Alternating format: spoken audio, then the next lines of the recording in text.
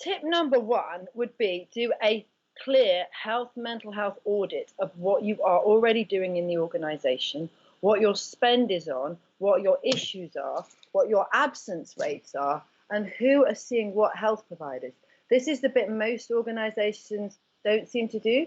I see a lot of strategies that are written that are not based on anything. So a really clear audit of maybe a year or two's baseline data, looking at the cost of the business, the cost of health providers, what you have in place before you even start, so that your strategy is based on what you have already, how that can be improved, what you need to keep, and how you build. The second thing I would suggest is that you get the right health providers in, which may mean spending more money, but all large organizations of any size tend to have occupational health, employee assistance programs, and private health insurance.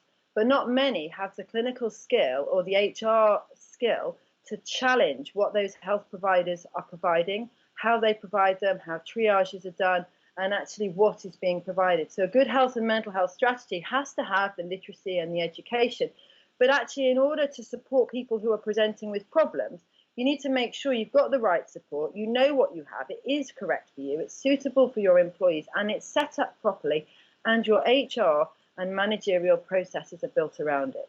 My third tip to employers looking for an actionable solution is to spend a lot of time drafting a full stakeholder map of who's going to be impacted by a health or mental health program.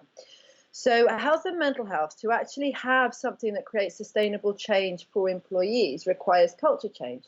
And you need buy-in from all different parts of the organization, from the board, from senior leaders, from senior management, from middle management, from line management, from graduates, from HR, from employee relations, from benefits, from learning and development, sometimes from IT, sometimes from facilities.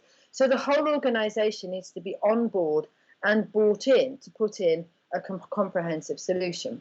The trouble is that very often doesn't happen, and mental health is becoming a little bit of a football that's political between diversity and inclusion or HR, and very often while senior leaders talk about mental health, they then leave it to HR to implement, and they may not have the right skills.